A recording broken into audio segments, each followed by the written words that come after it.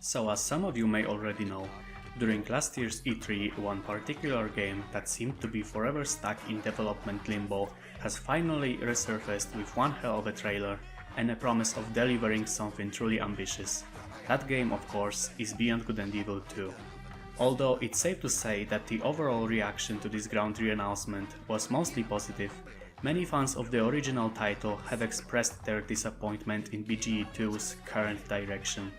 Over the past year, I've seen countless people bashing the game passionately and saying that, for one reason or another, they have no intention of playing it once it comes out.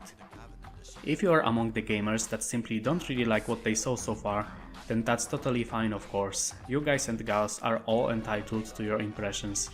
But most of the negative opinions out there come across as so utterly narrow-minded and out of touch to me that I'm kinda left speechless at times. I've been meaning to make this video for a while now.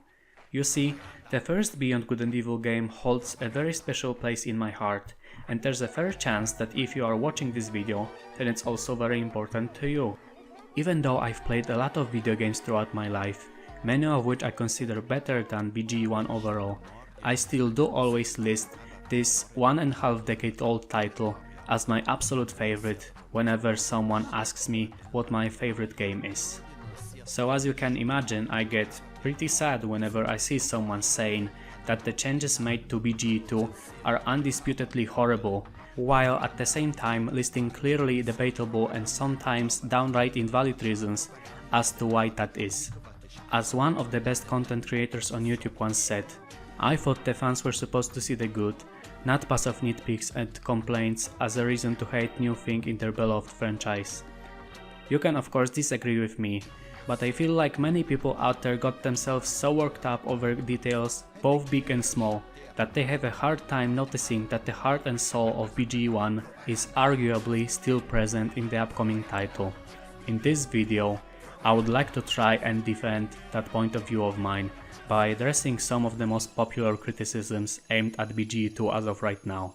So without further ado, let's first take a look at the most common complaint. This has nothing to do with Beyond Good and Evil. Whenever I see this one, I get an impression that the people who agree with it do only remember that the first game was about this green-eyed photojournalist Jade, her big uncle Paige, the graphics were all cartoony, and that it took place on watery planet of Hillis, and that's it. So when they saw that E3 trailer and they saw no Jade, no Paige, no cartoony graphics, no Hillis and no camera stuff, they immediately jumped to the conclusion that this new game has nothing to do with the first one, and that's the end of discussion. There's no reason to try and look any deeper into this topic. I don't want to make anyone look dense or anything by saying this, but all of these gamers seem so utterly unobservant to me. Yes, the main characters from BGE1 aren't present in the trailer. That is correct, more on that later. This whole planet isn't Hillis, yes. And yes, you will be playing as a space pirate and not a photojournalist, that's true. But all of this doesn't automatically make BGE2 a whole different game with little to no connection to the original. I saw many guys and gals comparing Beyond 2 to 2017's Prey, and that's a totally unfair thing to do in my opinion. BGE2 is still directly related to BGE2 universe. It will build upon what we know so far about it, and it will address numerous questions that the first game left unanswered. Prey's universe is in no way connected to the universe of this Prey, and it is its own thing. BGE2 will take all of the major gameplay ingredients that were already present in the first game, and it will expand upon them. Gameplay wise, Prey 2017 has more to do with System Shock than it has to do with Prey 2006. Do you see what I mean? Back to the main point, the fact that so many people failed to notice just how similar this new iteration of BGE2 is to BGE1 in terms of the setting, characters and overall tone confuses the hell out of me. Yes, the character models and environments are now what you could call realistic and strong language is present. I'll get to that later, don't you worry, but literally everything else just screams Beyond Good and Evil. Ganesha City is just as interesting as that Venice-type town in BGE1, if not more. Like, I recall someone complaining that Beyond 2 looks just like every other game now. Where exactly did he also see a huge semi-sci-fi city that combines both Indian and Chinese traditional architecture? This stuff looks sick, changed my mind. Moving on, the characters. Nox got a lot of bad reception because of his vocabulary, but have you ever stopped for a second and noticed just how great these two are on screen together? There's a legitimate level of chemistry and beautiful cooperation between the chimp guy and Shani, one that's obviously different from what we got with Jade and pey'j, but it's still something unmistakably Beyond-esque. I especially like this very brief moment where Shani is taking a nap on Nox's shoulder. That's just so cute. As for the graphics, the original game had this very stylized look that really stood the test of time. I get it, but its appeal didn't lie in cartoony character models alone. Things like rich color palette and imaginative designs along with exaggerated animations were just as important, and all of these elements are present in what we saw so far. I mean, just look at all these pirates. Good luck finding something just as wild as pink-haired panda guy wearing a kilt, a tiger bounty hunter dude, a chameleon pirate, and so on in other games. By the way, am I the only guy in here that was instantly reminded of Fun and Minigames track from BG1 upon hearing Strong Culture song in the trailer?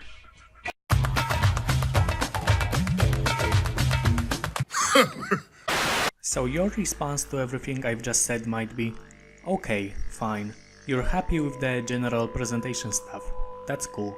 But what we wanted from BG2 was more of the stealth gameplay, photos related stuff, that sort of thing. But now it seems that most of the game will revolve around everything spaceships related, and we just don't like that as much. And to that I say, I understand. But let me get this straight. The first game ended with you getting your own freaking spaceship that allowed you to travel all across the map pretty much instantly, battle giant space monsters, plus other ships, and it was awesome. The second game decides to expand on all that cool stuff by adding crew management, customization and so on. But your reaction to all that is to say, this sucks, they should have made us start right from the beginning and take photos of Beatles again. What? I thought that new game installments were supposed to expand on the mechanics of previous titles and not regress or progress only very slightly. I'm utterly baffled by just how many people think that this whole spaceship aspect came completely out of nowhere and has absolutely nothing to do with BGE1. Did they play the original for only a couple of hours and then bounce, not knowing what would be present at the end of it? Or did they actually beat the game a long time ago, but then they forgot everything over time except for Jade, pey'j and the camera stuff? Even if BG2 was in fact a chronological sequel with Jade continuing her journey, it would still focus on spaceships and space exploration aspects, if Michel Ansel's interview quotes are any indication. I like the freedom of choosing your vehicles, flying away with the spaceship and all those things. It was in Beyond Good and Evil 1, but it was not as much as we wanted. I like the fact that if you want to fly from one city to another, one planet to another, it's something that you should be able to do. If all of you terribly disappointed gamers out there followed the news coverage closely over all these years, you wouldn't really have any reason to expect something other than an open world space game from BGE2. Of course, it's only right to acknowledge the other side of the argument. I saw a handful of people saying that they didn't fall in love in the concept of BGE1 unconstrained by budget and hardware limitations. They fell in love with the final project with all of its compromises, and that's why they are disappointed, because BGE2 will have more to do with that unconstrained vision rather than its original outcome. And that's an excellent point, I give credit where credit is due. If you simply would have preferred BGE2 more or less as what BGE1 ended up being, rather than what Michel Ancel wanted BG1 to be, then that's totally fine. I'm not going to try and change your mind. But this next complaint thing I'm gonna focus on isn't nearly as legit in my opinion. And it's, this shouldn't have been a prequel. Let me explain. So I saw many people saying that making BG2 a prequel instead of a sequel after all these years of waiting is insulting and that this decision wasn't justified at all.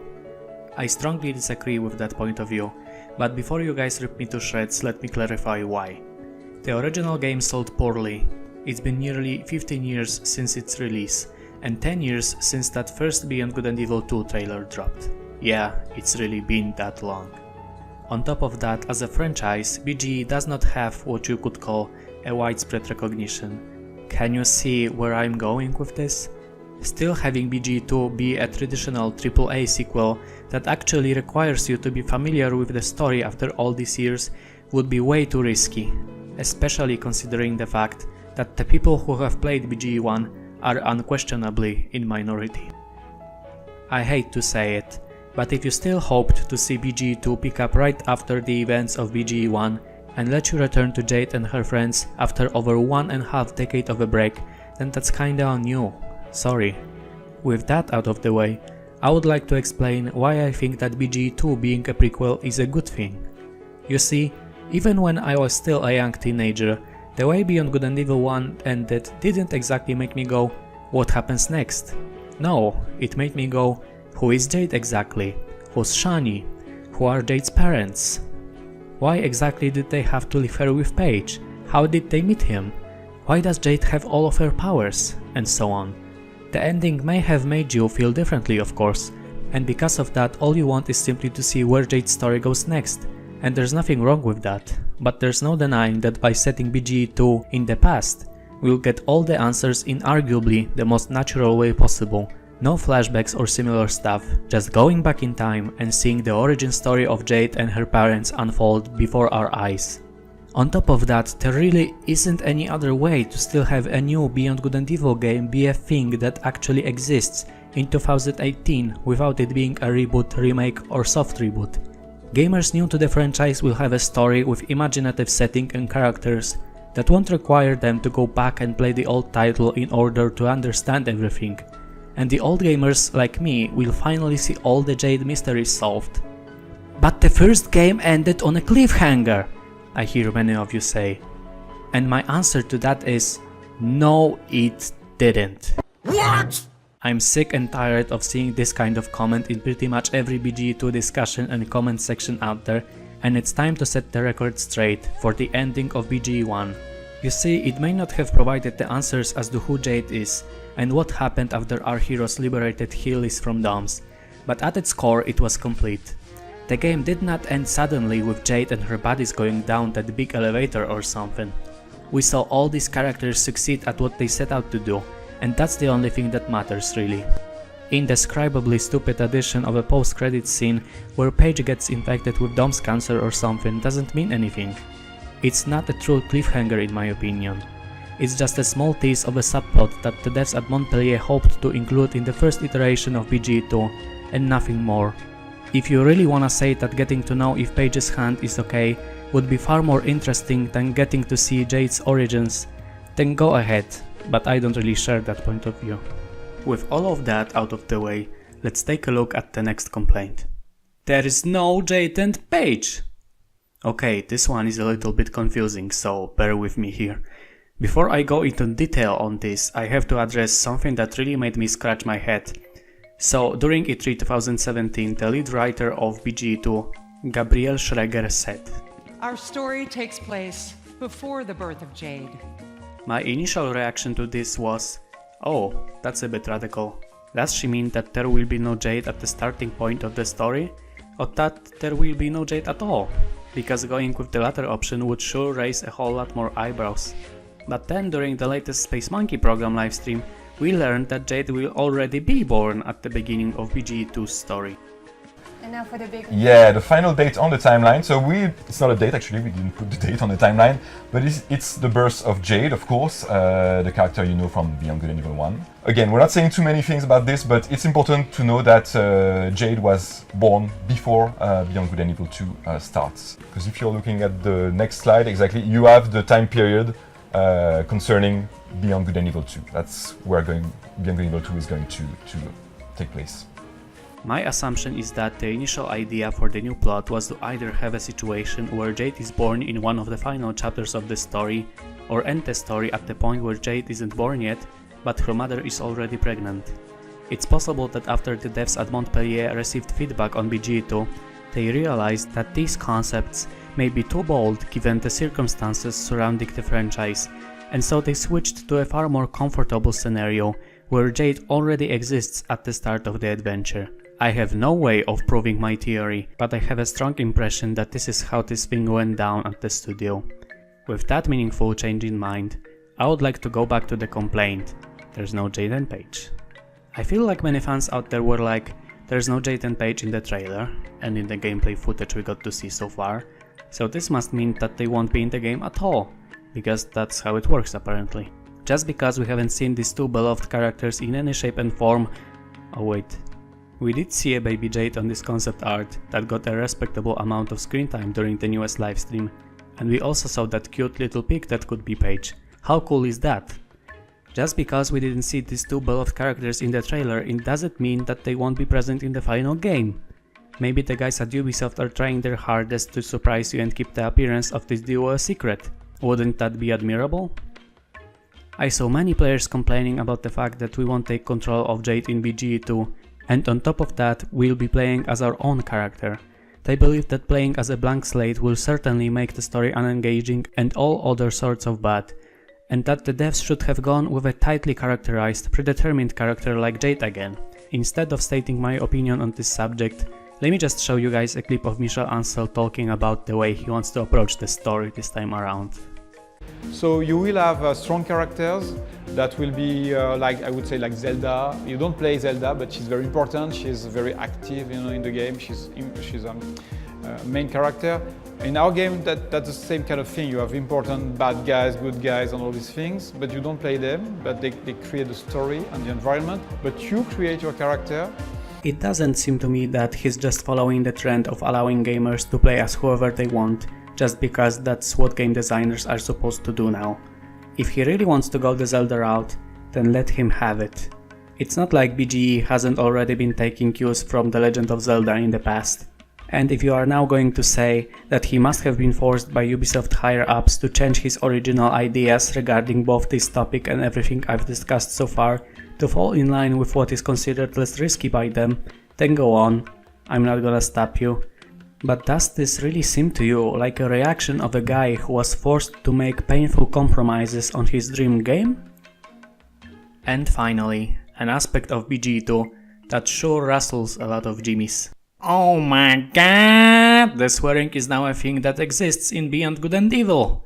I get it, curses aren't easy on the ears, and it sure was surprising to hear them in this particular case.